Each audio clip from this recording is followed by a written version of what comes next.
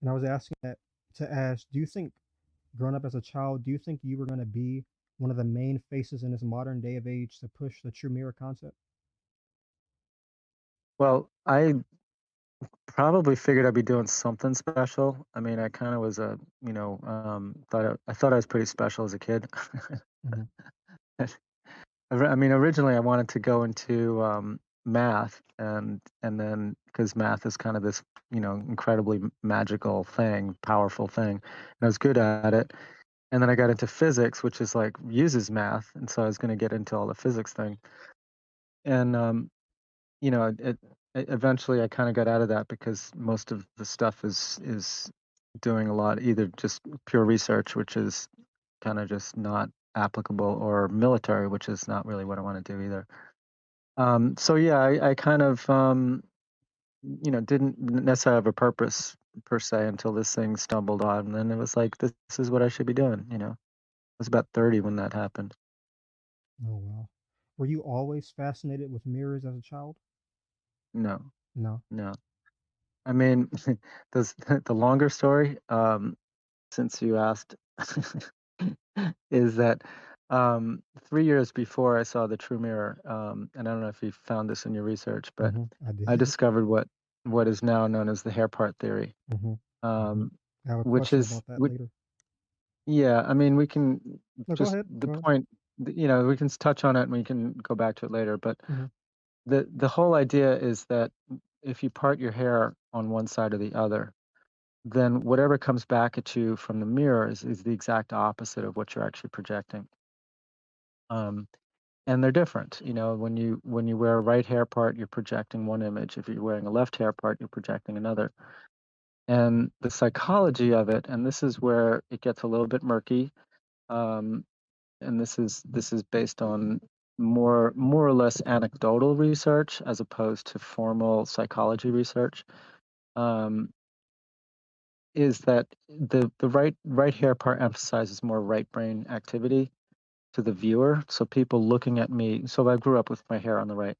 So people looking at me, everyone, like because your hair part's like a piece of fashion you're wearing all the time, especially if you're a guy.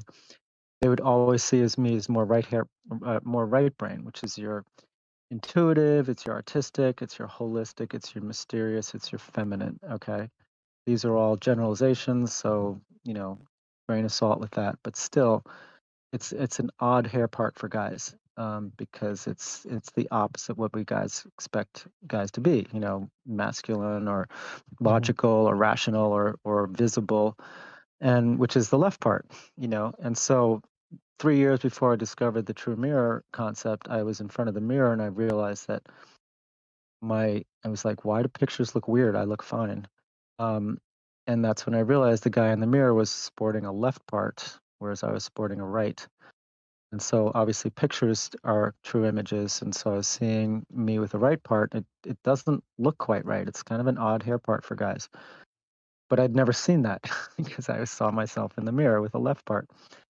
So I switched, put the my hair on the other side, and it's like, yeah, that looks weird, but I bet you it looks good in real life. So I went around and turned around and went about my day, and completely changed my social life. Like completely became popular overnight, just like with no other real change, just my hair part. And then eventually realizing it and taking advantage of it, like wow, I could actually be macho. I could actually, push my weight around. It's like what a concept. I completely was gone. I'd never had that in my thing, and I'm 19 years old at the time, and I was kind of a wuss, and all of a sudden I could be strong, and I could claim my masculinity. Hmm. Do you, Um, oh, go ahead. yeah, No, go ahead. Go ahead. I was just gonna say that was the initial realizing that there's something different about the mirror image versus me, and I thought that, and then so for the next 4 months I wore the left part, but the right part guy in the mirror was like kind of hidden. But then I started missing him. It's like, well, I am kind of a deep and sensitive and warm and care about things kind of guy, and versus the flashy popular guy that has nothing to say. I started getting lost and schizophrenic, and also had 4 hours of physics homework to do or 3 parties to go to. You know, what am I supposed to do? So I'm in front of the mirror again, and I'm going, oh, wow, maybe if I part my hair in the middle, then I make myself equal to the mirror image, which is, you know, which happened. I mean, it was like, oh God, now all of a sudden my hair was not speaking for me. I would approach a situation like a bunch of people sitting around a table at the union, and I would just sort of fit in. I wasn't kind of like with the negative hair part with the right side or the positive hair part on the left. I was just neutral. My hair was not speaking, and it was weird at first because people weren't paying attention to me. Um, but I kind of liked it after a while. It's like, oh yeah, I can actually sort of just vibe into the situation, and I would, and I'd just be like, oh my God, here comes so and so, and they come walking into the same table, and they're like a bull in a china shop. You know, they have this whole like, you know, look at me energy, and then they would disappear, and everyone would leave, and everyone was like, "Who? What the hell happened there?" You know. So I've since then I've realized it's way more powerful. You know, the middle part or no part, bald, anything that's symmetric, is just way more powerful because ultimately it allows me to be me, whether it's my feminine side, my artistic side, my holistic side, my right side, or my left, my logical, my masculine, my assertive. All of the like my hair's not biasing my interactions for me before I even open my mouth, and it's way stronger. And since the hair part theory came out, because we published this, I don't know, 99, I think.